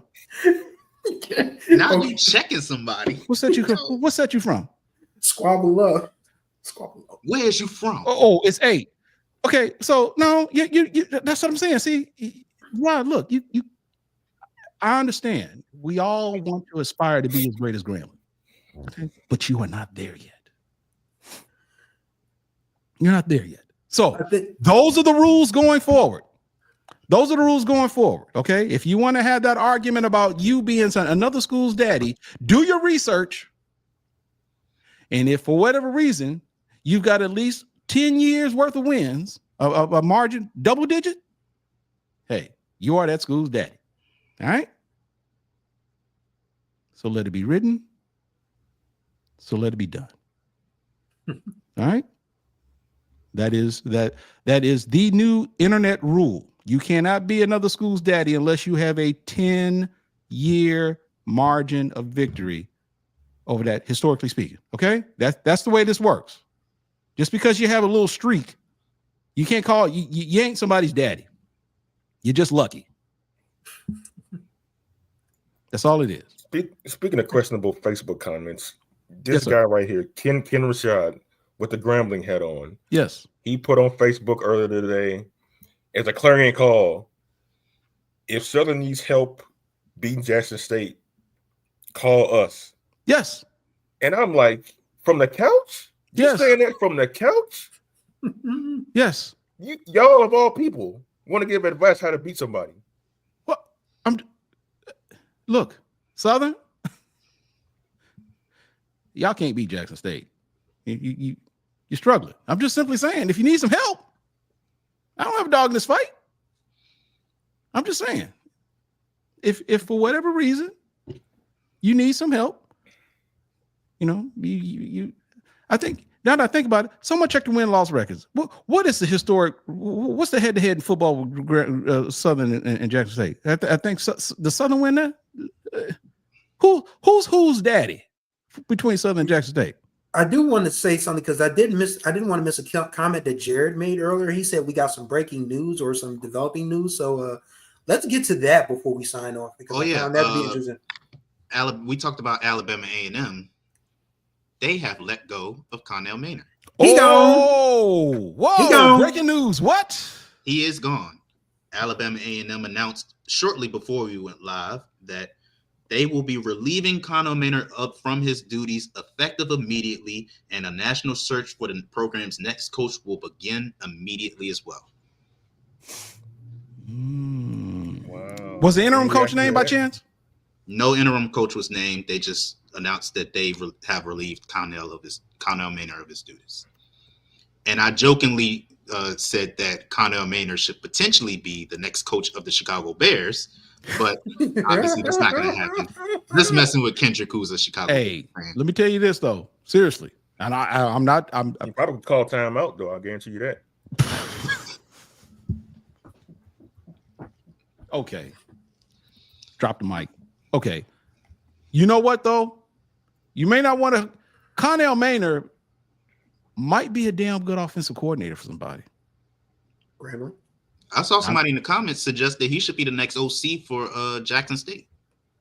I'm just saying. Or Grambling. I don't know. Grambling. I said. Probably Grambling. It was probably I'm just saying. He wouldn't be a bad offensive coordinator. If the man couldn't do anything else, he could score some damn points. And he could do it fast. He could do it in bunches. Oh my God, Betty M. Sullivan with the comment of the night. What's that? The scooter. Oh. Just wanted the scooter, man.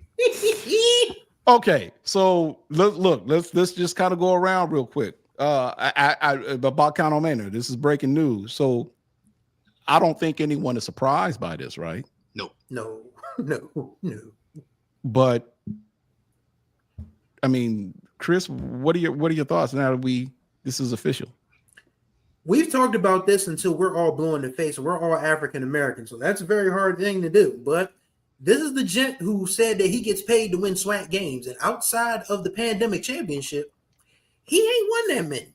And I told you guys I had a feeling that this was not Dr. Paul Bryant's hire, and Paul Bryant has come in like a change agent. He originally pulled Alabama A&M out of the Magic City Classic agreement because he felt they weren't getting their proper piece of the pie, and he wouldn't bring them back until they got their proper piece of the pie, which they have now.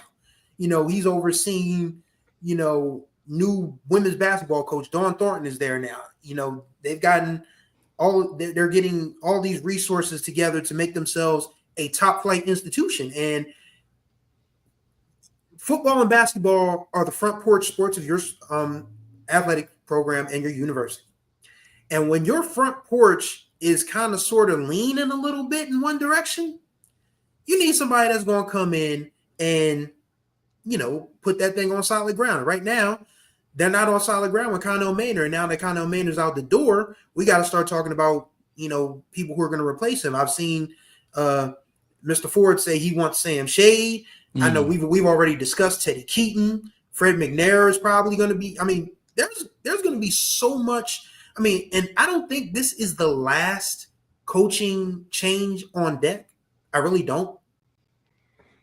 So there could be a few. This could be a carousel effect, but Maynor being fired doesn't surprise me because outside of that pandemic championship, when they really didn't play anybody, quite frankly, he wasn't that successful there. So it just was. It was just a matter of time. I don't even think beating Florida A&M would have saved the job, to be honest with you. No, it wouldn't. Yeah, losing the Madison City Classic 3 years in a row don't help either. Nope. Kendrick, your thoughts on any thoughts? Any thoughts on that? I'm not surprised. Like, we have been making jokes about, Connell Maynor survives again, but since the 2021 championship they won in shortened season, Alabama A&M has only had one winning season since then, and they underachieved this season too. They saw Alabama State pass them by with Eddie Robinson Jr., a first-time head coach. Saw TC Taylor and Giant State pass them by. In the SWAC East, they saw FAMU pass them by after coming over from the MEAC. So much like Prairie View, they probably looking for a coach that can get them from point A to point B and beyond that. So I wish them luck in the future, but we had to see this coming because they've been pretty mediocre the last 3 or 4 years. Yeah, I'm gonna agree with that, but I'm gonna disagree that they underachieved this year. 4-4 in the SWAC, I didn't see that coming. I'm not. You didn't see 4-4 coming? I didn't see them going 4-4 in the SWAC. Granted, it's not as bad as I thought it was gonna be, but I think they were in a lot of those games. They fell behind in a lot of those games, and they competed and kept themselves in striking distance in a lot of those games that they fell behind in. So I think they performed a lot better than we've seen them in the years post Aquil Glass. So, but as far as him being let go, I'm not surprised. I definitely think that Sam Shade and Teddy Keaton will be on that short list.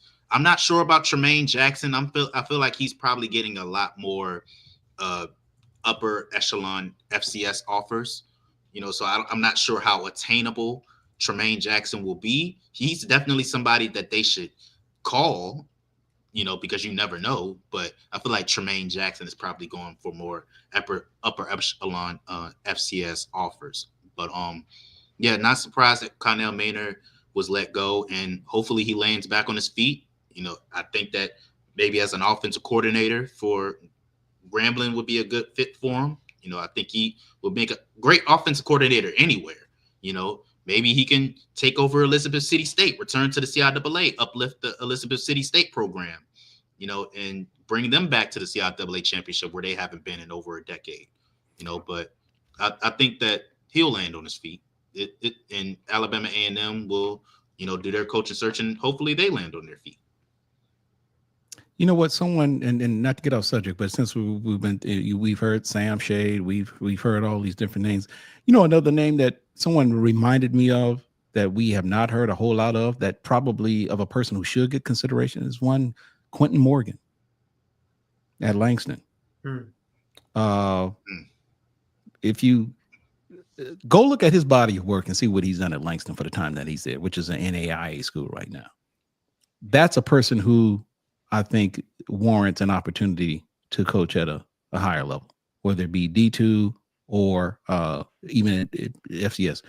Quentin Morgan is a guy that I think deserves an opportunity. At least someone should look at him.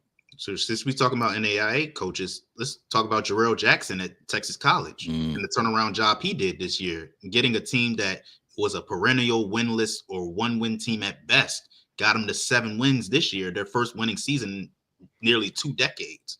He's somebody that some teams should be looking at as well. And of course, Bobby Rome at Florida Memorial as well. There you go. So there's talent at the NAIA. Forgot about Bobby Rome. Yep. Yeah, at the NAIA coaching level. So it's just up to one of these ADs to think outside the box and give them a chance. So I mean, this is going to be an interesting offseason. I mean, the coaching carousel has already started. We're up to 4 openings now. I still think there might be 2 or 3. I don't have any inside information as to which 2 or 3 they might be, but I still think there might be a couple openings left. We'll have to see what happens. But so what we got? Norfolk State, Elizabeth City State, Prairie View, and now Alabama A&M. Okay. And I believe Lane as well. Oh, Lane too. There's a team in the SIAC that I believe let go of their coach. Don't quote me on that, but okay. I feel like I saw it. Okay. You think North Carolina A&T might get rid of that guy? No, Mr. Brown. No, they'll probably give him another year. It's too much money. It's too much money right now. I mean, but A&T, they supposed to be, the best HBCU in the country. I mean, they got all these alums. Somebody got to put $1 million together. They are terrible. Okay, so Emmett Jones says Lane did let go of their coach. I'm surprised they let go of Brown. Technically he stepped down, but yeah, he's gone. So yeah, it was. This is one of those. Can I really quickly just get this off my chest before we get off the air? I am so sick and tired of coaches and being announced as being we've parted ways. I hate that. Gotta be politically correct. They gotta soften the blow a little bit. Yeah. Either you It's find PR somebody, language, man. Either you find somebody or they quit. This ain't a breakup. This ain't the Manhattans. Let's kiss and say goodbye. This ain't Billy Paul, me and Mrs. Jones. Businesses. This ain't Billy Paul, me and Mrs. Jones. We got a thing going on. No, there's no parting of the ways. Either somebody got fired or they quit. Just call it what it is. That's all I got to say. I just need to get that off my chest real quick.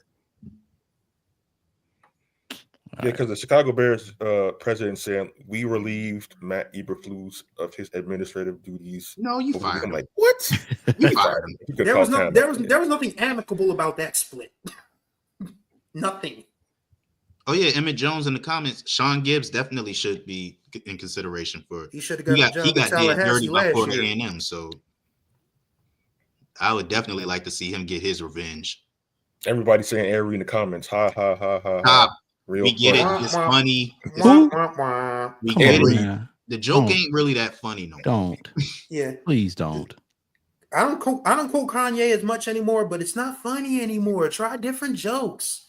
Hopefully Ed Reed finds a way to make a positive impact on youth going up. Hold up. Put that back up. Kendrick. And that's a credible name. Yeah, that's what I'm saying. What? Okay. Clock that T. Yeah, man. I mean, you can't like be that terrible and not make coaching change. Like, well, Delaware, the guy is in over his head. He don't know how to. We talked about recruiting earlier. Like, how many good recruits are he going to get from North Carolina A&T? And they've had 1 win over 2 seasons, or 2 wins over 2 seasons. I don't see a lot of good kids in that North Carolina area, which is really how high school talent going there. Here's my thing. Champ said he got a call Friday night about it. Well, here's my thing. If they're making a move, then I can guarantee. I mean, Champ can push back on this, but with this being the word, the buzz on the street, this absolutely means they have to be going after Maurice Flowers. It better be. It better mean that they're going after Maurice Flowers. He's right in Charlotte, right in the state. So yeah, that would make sense. I mean, yeah, Johnson C. Smith in contention for their first CIAA championship since Watergate. Yeah, and then he can do a Shinnisberry and bring his players with him. Yeah. Yep.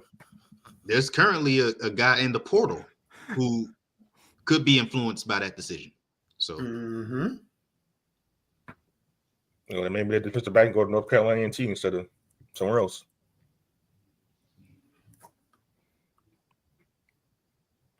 Okay. It's time to go. Okay, Betty, you've been a pleasure, Betty. Stop. We doing too much. We don't have a daddy. All right, guys. Grambling is the Rolling Stone. Okay. Doom, doom, doom, doom, doom. We don't have a daddy. It was the 3rd of September. Anyway. All right. All right. Close the show out. All right. Who? Close out the show, man. Oh, okay. So, as I indicated before, thank you, JP, for becoming a member of the HBCU YouTube channel. you guys, hey, follow suit, do the same, man. We do what we can, man, to we provided you with breaking news as you watched.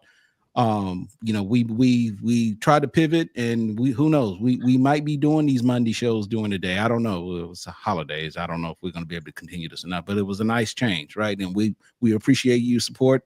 And again, become a level 1 or level 2 member.